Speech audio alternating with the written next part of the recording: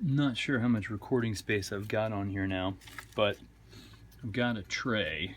1, 2, 3, 4, 5, 6, 7, 8.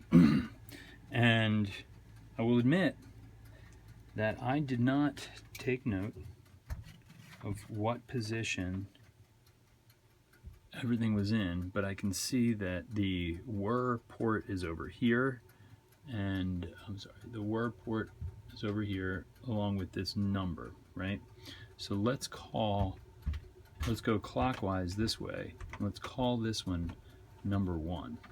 So I'm gonna have to take some notes here. See if we can find myself a pencil. So I'm gonna get my drawing out, and I'm gonna say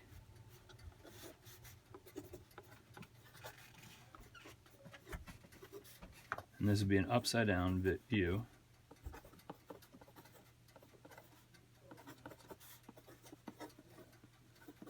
Right? And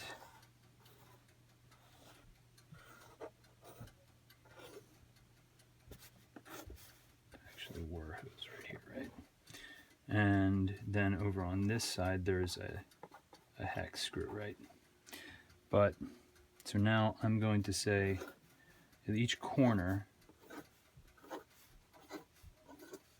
there's one of these.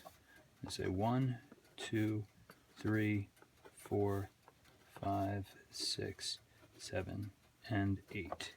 So now you can take, and this I'll also write on here that this is the number. It's right there, and these are springs. All right, so I'm going to pull out the springs. It's in number 1. Pull out the spring. Oh, it's interesting. I wonder if there's like a top and a bottom, but I'm gonna guess not. You know, I mean, I guess I'll try to put them in so that they don't get flipped over for now.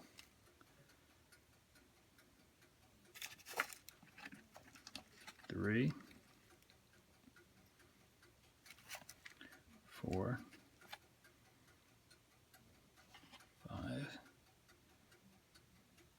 6, 7, 8. You know, I'm going to turn off that toaster oven behind me because I can still hear it clicking.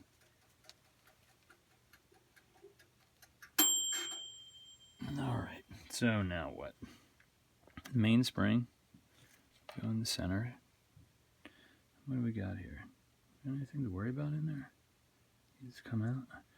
I remember seeing videos of people doing stuff. This is interesting. So it's gunked up in there. You see why it was sticking, probably. Well, actually, this is why it was a hard time getting it apart. It was probably because of this gunk. So I'm going to put it in the carb cleaner can, I guess. It's interesting. You can see like little nozzle fillers around the outside there. Interesting. All right. Not sure what else to do with that. Doesn't look like any parts are falling out of that readily. So these are part of the rebuild kit, I think. And I think I can assume that they're going to be okay, and I'm not going to need to worry about these because 2 of them already fell out anyway. But I probably should pick another way to number this. Now you'd think it does look like I actually drew a diagram over here, so I should know which way this thing goes on. The screw-on portion where the whir would go. Let me see, is anything gonna fall out of there? Seems like it's not. Okay. So the screw-on portion of the whir I had down here. So let me put this in the same position as this diagram over here, and I know that this goes on this way. So when I was saying, I flip this over, that this was number 1, 2, 3, 4, 5, 6, 7, 8, right? Because that's the way I did it there. So if I put this on here, this way, and again 1. So this would be 1, right? So now I want to also create this diagram here, and I want to put some numbers on here. So these will go the opposite way around.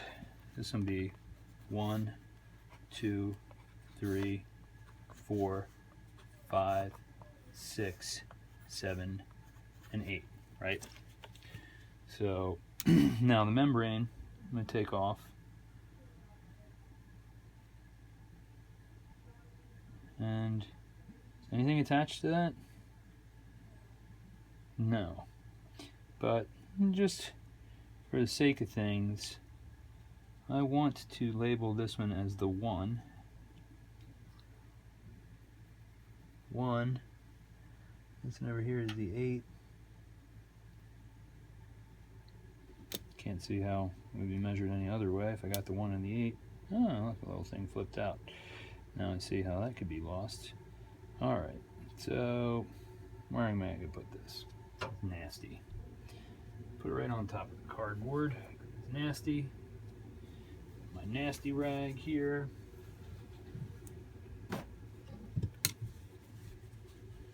Okay, and what else comes apart? I need to look at some videos, but right away, see this, I don't know, a chunk of gunk right there? What is that? Look at that.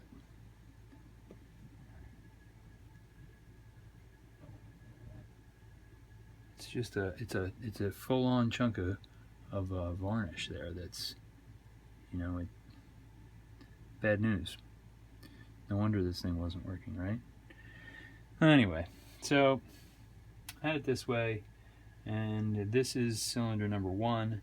So why not just take the ones that I can and let's drop them into their respective buckets. So 2 is gone, so this is 3, 4, 5,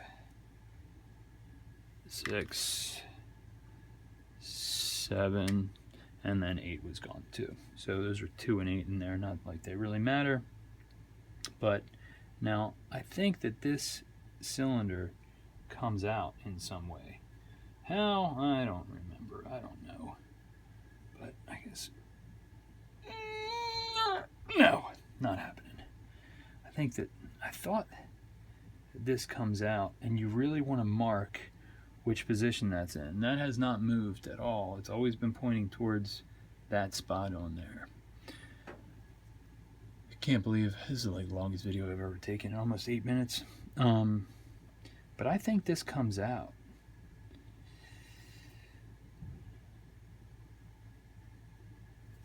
I